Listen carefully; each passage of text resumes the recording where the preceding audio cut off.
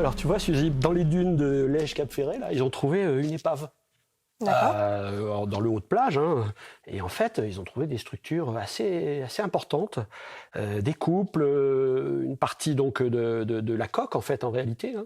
Et puis, ils ont fait expertiser ça par des archéologues de la direction de la recherche subaquatique et sous-marine, hein, le DRASM, et ils ont daté. Et ils ont même réussi à donner une idée du gabarit du navire. Ce serait un navire assez gros, un 3-mâts qui ferait 200 à 300 tonneaux. Ce serait un navire du début du 19e siècle.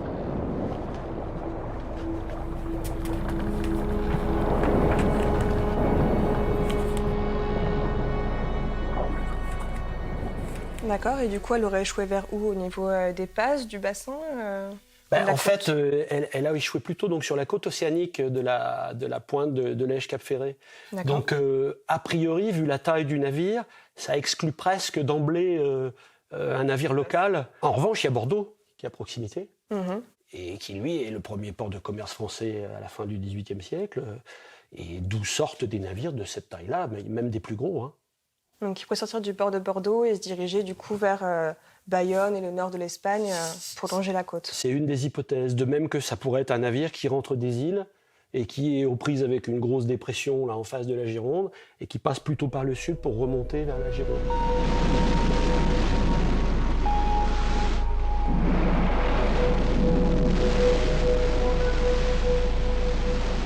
On pourrait déjà commencer par travailler sur les archives en ligne qui sont disponibles sur le site web des archives départementales de la Gironde, notamment les sorties du port de Bordeaux au XIXe siècle. Si tu pouvais faire un sondage là-dedans, pour qu'on voit si on a des navires de ce gabarit-là qui sortent du port, peut-être essayer de dater à travers des cartes anciennes le lieu du naufrage, puisque le trait de côte il bouge beaucoup dans ce secteur-là. Hein.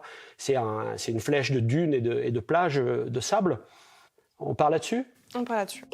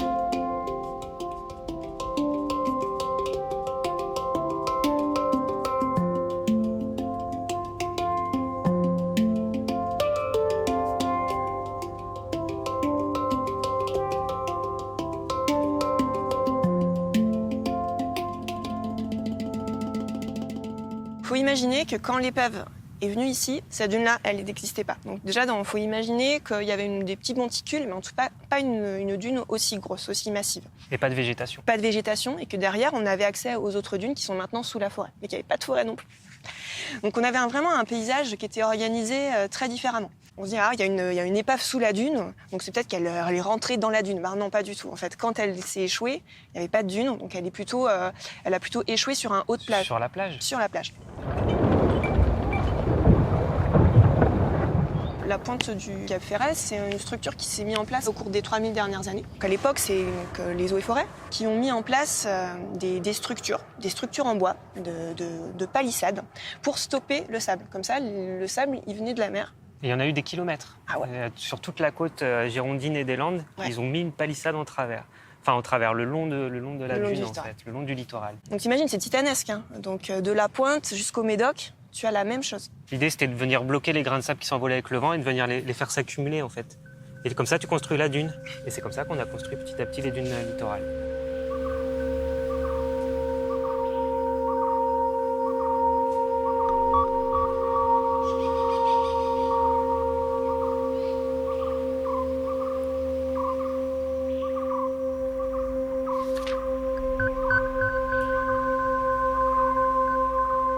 Bon alors Suzy, cette recherche, ça a donné quoi? C'était intéressant, on a pu quand même brosser un beau portrait de la navigation au niveau de la côte d'Arcachon. Mais par contre, au niveau des navires de gros tonnage, donc comme notre épave, entre 200 et 300 tonneaux, j'ai brossé ça sur tous les 5 ans à peu près, entre 1816 et 1836. Et finalement, on retrouve que 16 navires à gros tonnage sur 476, tout tonnage confondu. Puis il y a des années, du coup, il n'y en a pas du tout. Ok. Au niveau des destinations, ça va principalement vers Santander. Puis après, c'est La Teste, Bilbao, Labour et Corogne. Et puis au niveau des cargaisons, là, ils sont principalement au lest, ou alors avec des pierres. Et puis ensuite, c'est diverses marchandises, bouteilles vides et un petit peu de sucre. Ouais, donc c'est des navires qui sortent de Bordeaux et qui cherchent du fret, en fait. Ils ont déchargé leur cargaison. Et... Ouais, d'accord.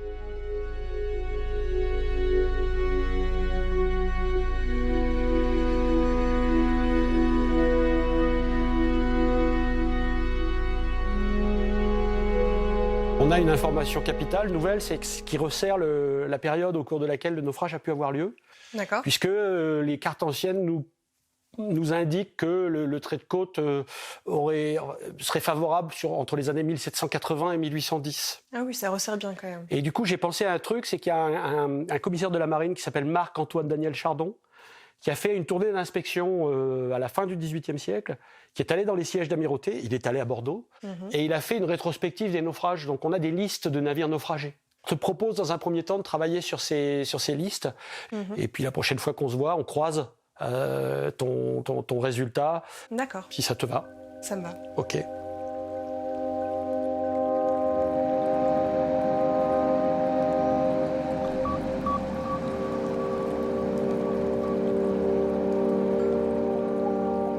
Donc l'objectif, c'est vraiment de quadriller toute la zone assez finement pour pouvoir avoir au mieux une image de cette dune, de ces dépôts sédimentaires. Donc c'est pour ça qu'on utilise un géoradar. Donc c'est un appareil qui permet d'envoyer des ondes électromagnétiques et qui les reçoit au même endroit. Donc au-dessus, on couple avec un GPS, comme ça on a bien les coordonnées de nos passages à tous les moments. Ça envoie l'onde et l'onde elle va revenir, mais la réponse va être différente suivant ce qu'il y a sous nos pieds. Ouais. Sur les matières différentes, on va avoir un contraste d'intensité de l'onde et c'est comme ça qu'on voit ce qu'on a sous les pieds. Voilà.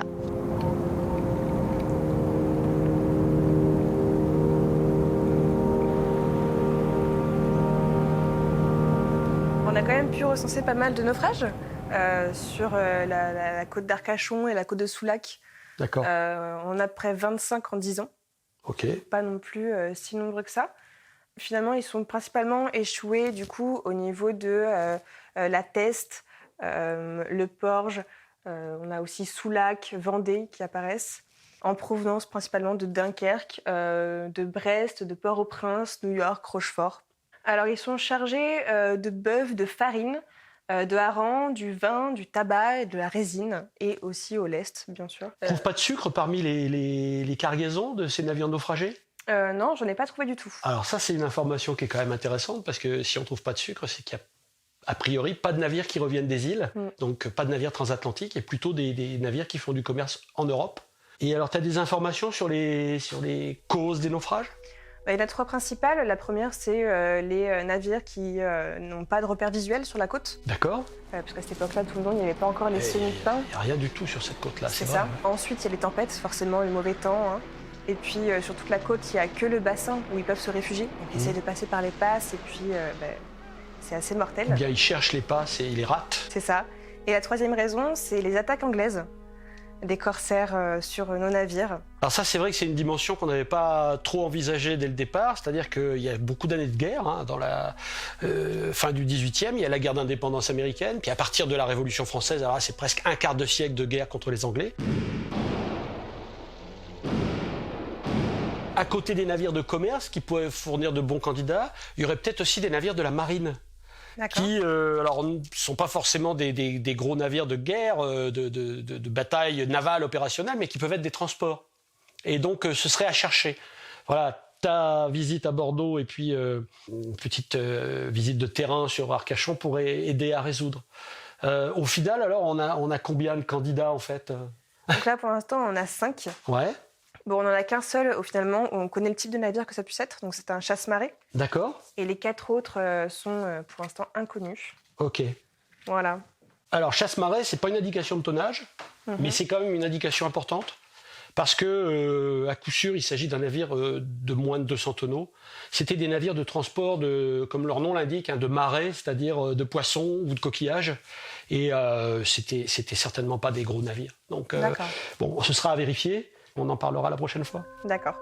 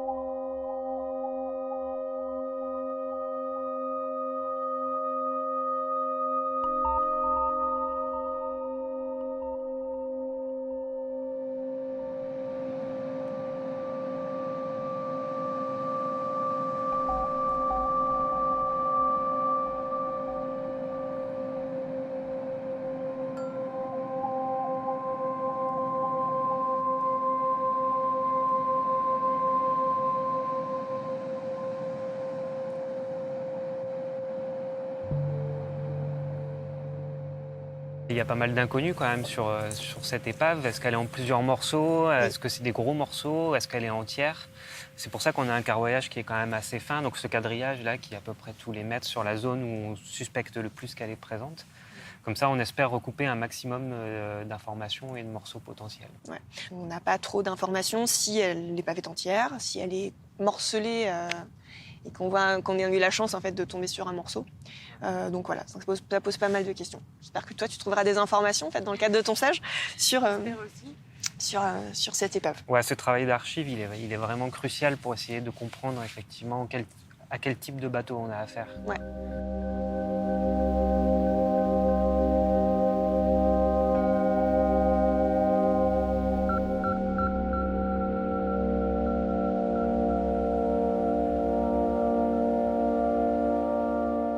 Bon alors Suzy, la chasse a été bonne visiblement, tes visites de terrain, ça s'est concrétisé par des nouvelles découvertes? Ah oui, on a pu en retirer certains et puis en rajouter d'autres, comme vous pouvez le voir. Eh oui, je vois ça, oui. Notamment, du coup, les navires de guerre. Ah oui, ceux dont tu m'as parlé, ces fameux navires de guerre. Alors, c'est ça. pour cela, on a de la bibliographie, quelque chose de spécifique, un répertoire de navires. Et effectivement, donc, j'ai retrouvé ceux dont tu m'as parlé au téléphone. La fameuse Garonne, donc, qui est une gabarre, un navire de transport de la marine, qui effectivement est noté comme ayant fait naufrage le 6 avril 1806. Et puis, tu m'as parlé également de l'île de Ré. La chaloupe canonnière. Alors, chaloupe canonnière. Qui venait protéger les côtes des attaques anglaises. Et elle aussi, on nous dit dans ce répertoire qu'elle a été construite en 1793 et qu'elle a fait naufrage en 1797. Voilà, donc ces deux-là sont des candidats tout à fait sérieux. Alors pour les autres? Bon, quand même, on peut en retirer certains. Notamment, par exemple, le Vengeur, la Peggy, l'Anne et la Félicité Julie, qui sont trop petites pour correspondre à notre épave. Ensuite, on peut retirer aussi l'Émilie, qui a naufragé trop loin par rapport à la découverte de notre épave. Ah, très bien. Et enfin, on peut retirer le Good Hope, le Suzanne Cornelia et la Sylphide. Les coques ont été vendues. Très bien. Ils ne peuvent pas être restés sur place pour être notre épave. Tout à fait. Donc, il nous en reste... avec ces 6-là. Ok. Eh bien, écoute, on peut dire que c'est un beau résultat. Ce qu'il faudrait, c'est qu'on ait une avancée significative de la part des archéologues pour certainement avoir des pistes pour savoir où chercher, quoi. Mais c'est quand même un vrai résultat auquel on est parvenu. Bravo.